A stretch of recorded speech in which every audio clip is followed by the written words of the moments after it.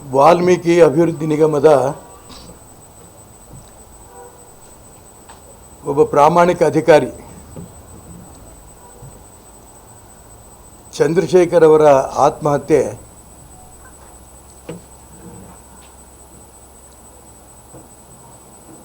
ಇವತ್ತು ಇಡೀ ಕರ್ನಾಟಕ ರಾಜ್ಯದ ಜನರ ಗಮನ ಸೆಳೆದಿದೆ.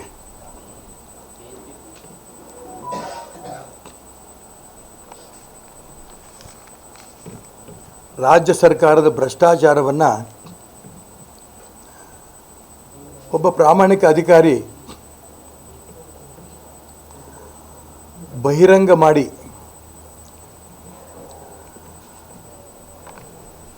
ತಾನು ಕೂಡ ಆತ್ಮಹತ್ಯೆ ಮಾಡಿಕೊಳ್ಳೋಂಥ ಸ್ಥಿತಿ ಬಂದಿರೋದು ನಿಜಕ್ಕೂ ಕೂಡ ದುರ್ದೈವ.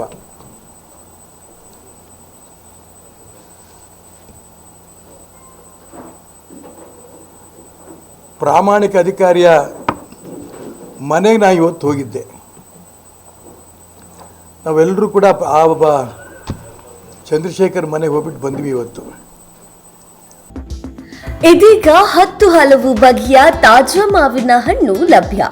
ನಮ್ಮಲ್ಲಿ ನೈಸರ್ಗಿಕವಾಗಿ ಮಾಗಿಸಿದ ರತ್ನಗಿರಿ ಆಲ್ಫೋನ್ಸಾ, ರಾಮನಗರ ಬಾದಾಮಿ, ಬಾಣಾವರ ರಸಪುರಿ, ಬಾದಾಮಿ, ತಮಿಳುನಾಡು ಇಮಾಂ ಪಸಂದ್, ಆಂಧ್ರ ಮಲ್ಲಿಕಾ, ಆಂಧ್ರ ಬೇನಿಶಾ, ಬೆಂಗಳೂರು ಲಾಲ್ಬಾಗ್, ಸಾಗರ ಶಕರಗುಟ್ಟಿ, ನಾಟಿ ಮಾವಿನ ಹಣ್ಣು, ಗುಜರಾತಿ ಕೇಸರ್, ಚನ್ನಪಟ್ಟಣ ದಿಲ್ ಪಸಂದ್, ಉತ್ತರ ಪ್ರದೇಶದ ದಶೇರಿ ಮತ್ತು ಕಸಿ ಮಾವಿನ ಹಣ್ಣು ದೊರೆಯುತ್ತದೆ.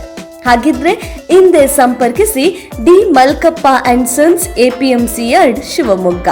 ನಮ್ಮ ದೂರವಾಣಿ ಸಂಖ್ಯೆ 9448943972, 9449265196. ತಾವೆಲ್ಲ ಪತ್ರಕರ್ತರು ಇದ್ರಿ.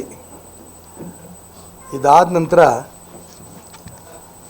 ಅವ್ರ ಕುಟುಂಬಸ್ಥರು ಖಾಸಗಿಯಾಗಿ ನನ್ನ ಒಳಗೆ ಕರೆದ್ರು.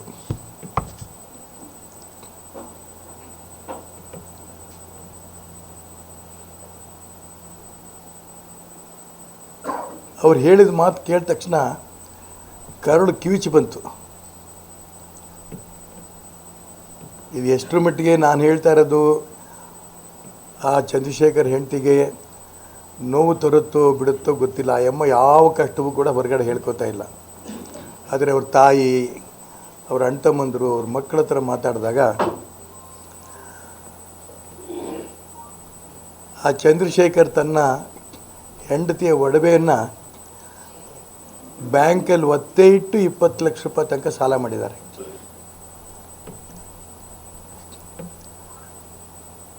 ಇವತ್ತು ಅವ್ರ ಮನೇಲಿ ಹೇಳಿದ್ದು, ಅವ್ರ ತಾಯಿಯಂದ್ರೆ ಹೇಳಿದ್ದು, ಅರ್ಧ kg ಅಕ್ಕಿ ಕೂಡ ಅವ್ರ ಮನೇಲಿ ಇಲ್ಲ.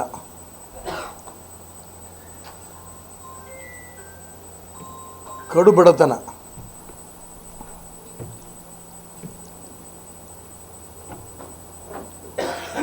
ಅಧಿಕಾರಿಗಳು ಐಷಾರಾಮಿ ಜೀವನವನ್ನು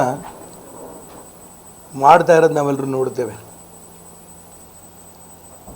ಒಬ್ಬ ಪ್ರಾಮಾಣಿಕ ಅಧಿಕಾರಿ ತನ್ನ ಇಲಾಖೆಯಲ್ಲಿ ಭ್ರಷ್ಟಾಚಾರ ಆಗಿರೋದನ್ನು ಕಂಡ ನಂತರ ನಾನು ಸತ್ತರೂ ಪರವಾಗಿಲ್ಲ,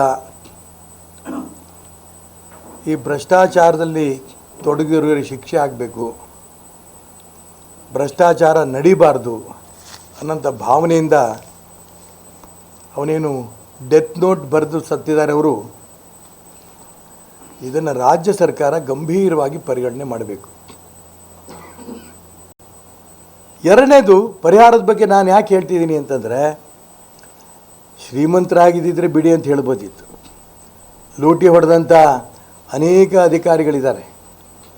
ನಾನು ಅವ್ರ ಪರವಾಗಿ ಮಾತಾಡ್ತಿಲ್ಲ. ಅವ್ರ ಮನೆಗೆ ಇವತ್ತು ಅರ್ಧ kg ಅಕ್ಕಿ ಕೂಡ ಇಲ್ಲ ಅಂತ ಅವ್ರ ತಾಯಿ ಹೇಳಿದಾಗ ಅದಕ್ಕೆ ಹೇಳಿದೆ ಕರುಳು ಕಿತ್ತು ಬಂತು ಅಂತ. 6ನೇ ತಾರೀಕು ಎಲ್ಲ ಫಲಿತಾಂಶಗಳು ಹೊರಬರುತ್ತೆ.